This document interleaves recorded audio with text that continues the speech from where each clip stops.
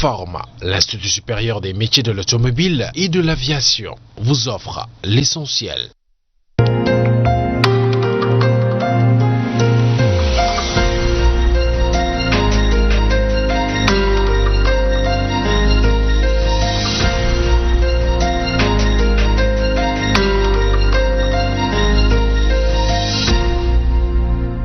Bonsoir chers téléspectateurs, c'est parti pour un nouveau numéro de votre magazine d'information L'Essentiel. Un plaisir de vous retrouver après un week-end plutôt perturbé.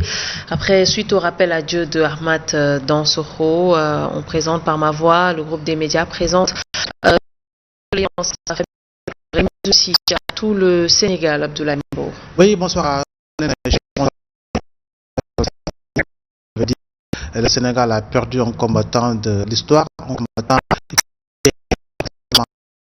aujourd'hui des études de l'histoire. Il fut un grand homme, un grand monsieur qui n'a jamais approché figure emblématique de la gauche. Je vous nomme Majmoud Diop, je vous nomme Seydi Sissoko, premier pendant ce travail. Fut un grand homme. Nous présentons nos condoléances à toute la famille de la gauche historique, mais à le peuple sénégalais. Alors ce soir, nous allons essayer d'analyser les propos du président de la République parlant de la grâce présidentielle. Et pour cela, nous sommes avec le professeur Hassan Samb, analyste politique. Bonsoir, cher professeur. Bonsoir Richard, bonsoir Blaise, bonsoir à tous. Vous allez bien? Très bien. Et je rappelle qu'il est également le directeur de la publication du quotidien Réumi et présentateur vedette de l'émission Actu Média sur Réumi. Et du Grand Oral maintenant. Et c'est tous les dimanches à partir de 11h. 11h, très bien. C'est très bien. Merci. Alors, à côté, nous sommes avec Abou Diallo, responsable du Front citoyen pour la libération de Khalifa Sall. C'est bien ça? Oui, l'otage politique Khalifa Ababacar Sall. L'otage politique, vous tenez à le préciser. Oui. Alors, je le disais tout à l'heure, nous allons essayer un peu d'analyser ces propos du président de la République. Je rappelle qu'en marge du sommet G7 en France, auquel d'ailleurs il a pris part, le président de la République Macky Sall s'est prononcé sur la grâce annoncée pour l'ex-maire de Dakar. Lors d'une interview accordée à RFI, le chef de l'État s'est voulu clair. Il a dit, je cite, « Le jour où j'en aurai envie ou le désir, je le ferai, parlant de la grâce. » Alors, qu'est-ce que tout cela vous inspire? Quelle analyse faites-vous de ces propos du président de la République? Moi, j'estime que ces propos sont pour le moins maladroits de la part d'un président de la République. Je le comprends, il a essayé peut-être d'expliquer un peu ce que le pouvoir que lui donne la grâce. La grâce confère ce qu'on appelle un pouvoir discrétionnaire. Ça veut dire en droit que vous avez toute la latitude de décider. Vous avez toute la latitude de décider, de faire, de ne pas faire, etc. Tout de même dire que le jour où j'en aurai le désir ou la volonté, ça signifie à contrario que vous n'en avez pas encore le désir ni la volonté. Ça veut dire quoi? Que vous avez la volonté de le maintenir en prison. Ça veut dire également quoi? Dans l'entendement de nombre de Sénégalais, que en réalité, ce n'est plus forcément un problème de justice, c'est un problème personnel.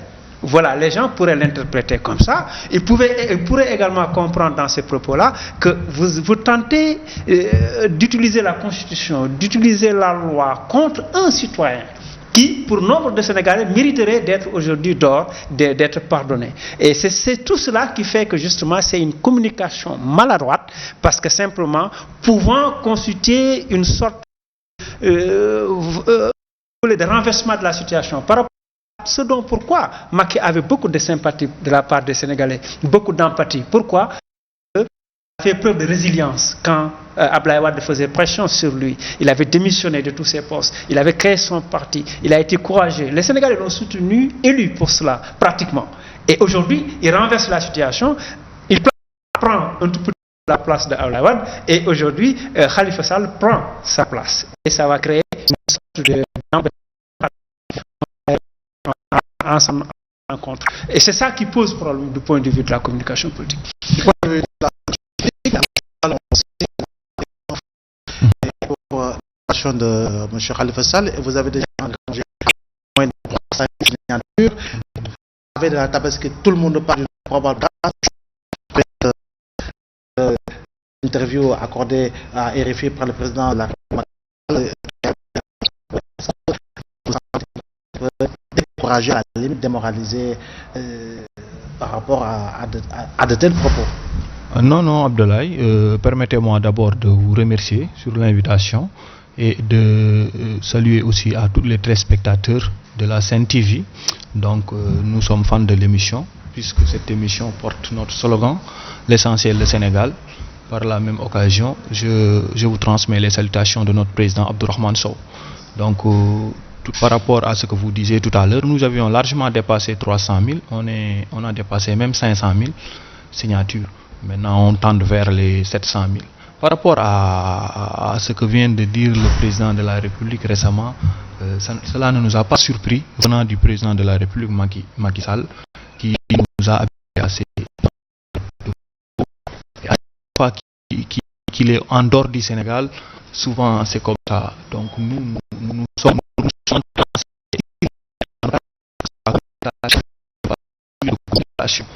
donc à notre place, où sa communication est travaillée et de l'aide. Parce que si le président de la République parle, c'est pas Macky Sall, c'est le président de tous les Sénégalais. Donc il ne nous a pas surpris. Nous n'avons pas de découragement parce que le front, son objectif vise largement grâce à notre Khalifa Ababacar Sall puisse retrouver ses droits civils et politiques. Nous sommes vers un otage politique et que parlant des propos du chef de l'État, il vient même de signer notre pétition par voie orale sans pour autant mettre sa signature sur la liste. Parce qu'il vient de nous confirmer que Khalifa Ababacar Sall est un otage politique. Alors d'après cette sortie maladroite, en tout cas selon certains, ça prouverait un peu quelque part que Khalifa Sall reste et demeure un prisonnier politique. D'après nous, on lancé ce front, nous participerons si vous changez le montage.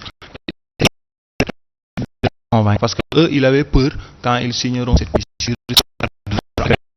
Certains religieux aussi, certaines personnalités influentes nous disant que le président il faudra représenter contre nous. Et par rapport à cette signature et cette pétition, la majorité présidentielle on peut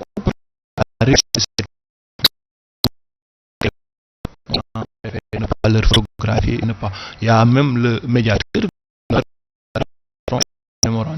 Donc il y a aussi un de ses alliés, Souleymane Ndéné, qui dit qu'il est temps que Khalifa Sall soit libéré. Donc sur le cas Khalifa Ababacar Sall, donc à l'unanimité, presque il y a un consensus de l'opposition, de la majorité des non-alignés, tout le monde qui ont apprécié et qui ont accepté que Khalifa Ababacar Sall est un otage politique. Le président de la République lui-même, quand il va jusqu'à dire que par ma volonté et par le désir, donc je le gracierai le moment opportun. Donc cela prouve encore que Khalifa n'était pas là-bas en tant que prisonnier. Il était là-bas en tant que prisonnier. C'était pas l'otage de la justice. Donc au début on parlait d'otage de la justice parce que ses droits ont été bafoués et que le président de la République aussi vient de confirmer maintenant que ce n'est plus l'otage de la justice parce qu'on vient de terminer tous les recours. Donc la justice a fermé ses portes. Il reste le président de la République qui vient de nous confirmer depuis RFI à partir de ses propos que maintenant Khalifa est un otage politique. Et en plus c'est sur son désir et sur sa volonté. Mais nous lui rappelons aussi que par la grâce d'Allah, le président de la République, Macky Sall, est devenu président. Donc actuellement, nous ne pouvons pas avancer parce que c'est notre président de la République. Par respect et par courtoisie, nous n'allons pas lui dire des choses donc très déplacées parce que nous lui demandons seulement de revoir le rétroviseur et de rendre grâce à Allah le Tout-Puissant qui, il fut des temps, Macky Sall il était parti même chez Serigne Bara pour demander pardon, pour que Abdoulaye Wade lui pardonne à un certain moment. À un certain moment, il fut des temps, il est venu au niveau de M23. On lui a pardonné tout ce qu'il avait fait sur les 8 ans d'Abdoulaye Wade. Donc, arrivé au deuxième tour, il a signé et ratifié. Il a signé même sans réserve les assises nationales. Il nous avait promis encore qu'il allait appliquer les conclusions de la CNRI. Il ne l'a pas fait. Donc il est habitué à nous faire tout le temps du mal et nous lui pardonnons tout le temps. Donc nous lui demandons à lui, Monsieur le Président de la République, de revoir encore sa copie et de revoir encore son entourage. Il a besoin d'être conseillé. Nous exprimons de la pitié pour lui pour l'instant. Abdoulaye, avec ta permission, alors j'ai envie juste de demander au professeur ce que le président a dit parlant de cette libération par voie de grâce de l'ancien maire de Dakar. Est-ce que c'est pas en quelque sorte un secret de polichinelle, parce que tout le monde sait que ça dépend du bon vouloir du président de la République? Absolument, comme je le disais tantôt, le pouvoir discrétionnaire, c'est ça. À l'inverse, il y a ce qu'on appelle la compétence liée. C'est ça le contraire du pouvoir discrétionnaire. La compétence liée, c'est par exemple, brièvement, si vous demandez une nationalité, si vous remplissez les conditions, forcément l'autorité administrative est obligée de signer la nationalité, parce que vous remplissez les conditions. C'est ça ce qu'on appelle la compétence liée. C'est différent du pouvoir discrétionnaire. Le pouvoir discrétionnaire, le président peut décider, peut dire non, je ne vous donne pas. Donc, comme je peux décider de donner. Donc, c'est ça le pouvoir discrétionnaire. C'est ce qu'il a peut-être tenté de traduire par peut-être des mots maladroits en réalité. Mais